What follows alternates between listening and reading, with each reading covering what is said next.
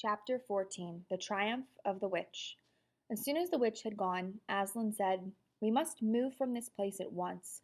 It will be wanted for other purposes. We shall encamp tonight at the fords of Beruna." Of course, everyone was dying to ask him how he had arranged matters with the witch.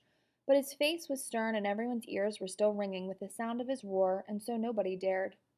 After a meal which was taken in the open air on the hilltop, for the sun had got strong by now and dried the grass, they were busy for a while, taking the pavilion down and packing things up.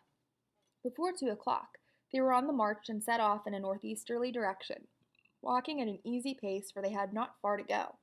During the first part of the journey, Aslan explained to Peter his plan of campaign. As soon as she has finished her business in these parts, he said, the witch and her crew will almost certainly fall back to her house and prepare for a siege. You may or may not be able to cut her off and prevent her from reaching it. He then went on to outline two plans of battle, one for fighting the witch and her people in the wood, and another for assaulting her castle. And all the time he was advising Peter how to conduct the operations, saying things like, "You must put your centaurs in such and such a place," or "You must post scouts to see that she doesn't do so and so." Till at last Peter said, "But you will be there yourself, Aslan." "I can give you no promise of that," answered the lion, and he continued giving Peter his instructions. For the last part of the journey it was Susan and Lucy who saw most of him. He did not talk very much and seemed to them to be sad. It was still afternoon when they came down to a place where the river valley had widened out and the river was broad and shallow. This was the fords of Beruna, and Aslan gave orders to halt on this side of the water, but Peter said, "Wouldn't it be better to camp on the far side for fear she should try a night attack or anything?" Aslan, who seemed to have been thinking about something else, roused himself with a shake of his magnificent mane and said, "Eh? What's that?" Peter said it all over again. "No," said Aslan in a dull voice, as if it didn't matter. "No, she will not make an attack tonight." And then he sighed deeply. But presently he added, "All the same, it was well thought of. That is how a soldier ought to think. But it doesn't really matter." So they proceeded to pitch their camp. Aslan's mood affected everyone that evening.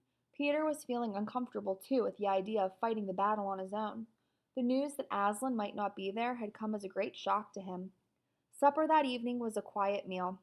Everyone felt how different it had been last night, or even that morning. It was as if the good times, having just begun, were already drawing to their end. This feeling affected Susan so much that she couldn't get to sleep when she went to bed. And after she had lain counting sheep and turning over and over, she heard Lucy give a long sigh and turn over just beside her in the darkness. "Can't you get to sleep either?" said Susan. "No," said Lucy. "I thought you were asleep." "I say, Susan, what?" "I've a most horrible feeling, as if something were hanging over us." "Have you?" "Because, as a matter of fact, so have I." "Something about Aslan," said Lucy. "Either some dreadful thing is going to happen to him or something dreadful that he's going to do." "There's been something wrong with him all afternoon," said Susan. "Lucy, what was that he said about not being with us at the battle? You don't think he could be stealing away and leaving us tonight, do you?" "Where is he now?" said Lucy. "Is he here in the pavilion?" "I don't think so." "Susan, let's go outside and have a look around. We might see him." "All right, let's," said Susan. "We might just as well be doing that as lying here awake." Very quietly the two girls groped their way among the other sleepers and crept out of the tent. The moonlight was bright and everything was quite still except for the noise of the river chattering over the stones. Then Susan suddenly caught Lucy's arm and said, "Look! On the far side of the camping ground, just where the trees began, they saw the lion slowly walking away from them into the wood. Without a word they both followed him. He led them up the steep slope out of the river valley and then slightly to the right, apparently by the very same route which they had used that afternoon in coming from the hill of the stone table. On and on he led them, into dark shadows and out into pale moonlight, getting their feet wet with the heavy dew. He looked somehow different from the Aslan they knew. His tail and his head hung low, and he walked slowly as if he were very, very tired. Then, when they were crossing a wide open place where there were no shadows for them to hide in, he stopped and looked around. It was no good trying to run away, so they came toward him. When they were closer, he said, "Oh, children, children, why are you following me?" "We couldn't sleep," said Lucy, and then felt sure that she need say no more, and that Aslan knew all they had been thinking. "Please, may we come with you wherever you're going?" asked Susan. Well, said Aslan, and seemed to be thinking. Then he thought, I should be glad of company tonight. Yes, you may come, if you will promise to stop when I tell you, and after that leave me to go on alone.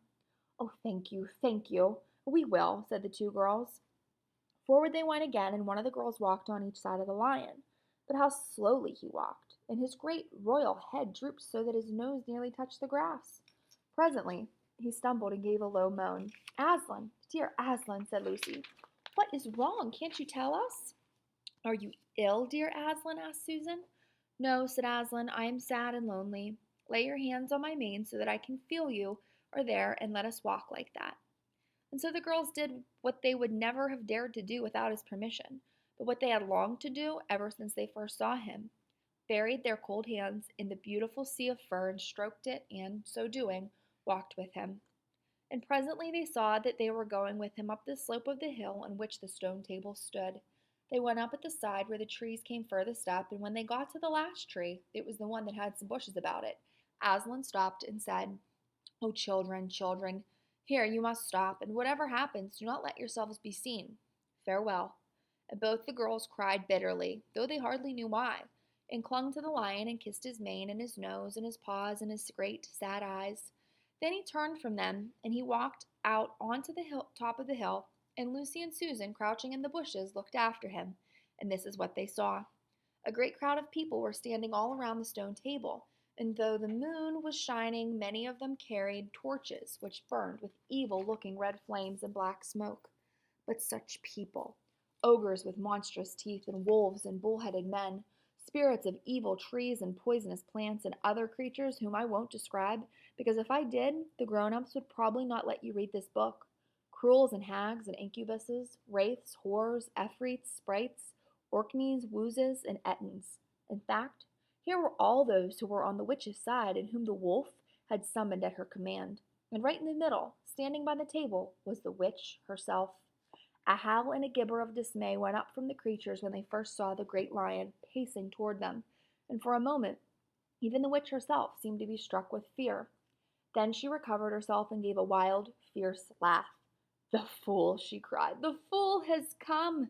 Bind him fast. Lucy and Susan held their breaths, waiting for Aslan's roar and his spring upon his enemies, but it never came. Four hags, grinning and leering, yet also, at first, hanging back and half afraid of what they had to do, had approached him. Bind him, I say, repeated the White Witch. The hags made a dart at him and shrieked with triumph when they found that he made no resistance at all. Then others, evil dwarfs and apes, rushed in to help them, and between them they rolled the huge lion over on his back and tied all four of his paws together, shouting and cheering as if they had done something brave, though, had the lion chosen, one of those paws could have been the death of them all. But he made no noise, even when the enemies, straining and tugging, pulled the cords so tight that they cut into his flesh. Then they began to drag him toward the stone table. Stop, said the witch. Let him first be shaved. Another roar of mean laughter went up from her followers as an ogre with a pair of shears came forward and squatted down by Aslan's head. Snip, snip, snip went the shears, and masses of curling gold began to fall to the ground. Then the ogre stood back, and the children, watching from their hiding place, could see the face of Aslan looking all small and different without its mane. The enemies also saw the difference. Why, he's only a great cat after all, cried one. Is that what we were afraid of, said another. And they surged round Aslan, jeering at him, saying things like, Puss, puss, poor pussy, and how many mice have you got today, cat? And would you like a saucer of milk, pussums? Oh, how can they, said Lucy, tears streaming down her cheeks. The brutes, the brutes. For now that the first shock was over, the shorn face of Aslan looked to her braver and more beautiful and more patient than ever. Muzzle him, said the witch. And even now, as they worked about his face, putting on the muzzle, one bite from his jaws would have cost 2 or 3 of them their hands. But he never moved, and this seemed to enrage all that rabble. Everyone was at him now. Those who had been afraid to come near him even after he was bound began to find their courage, and for a few minutes the two girls could not even see him. So thickly was he surrounded by the whole crowd of creatures kicking him, hitting him, spitting on him, jeering at him. At last, the rabble had enough of this. They began to drag the bound and muzzled lion to the stone table, some pulling and some pushing. He was so huge that even when they got him there, It took all their efforts to hoist him onto the surface of it.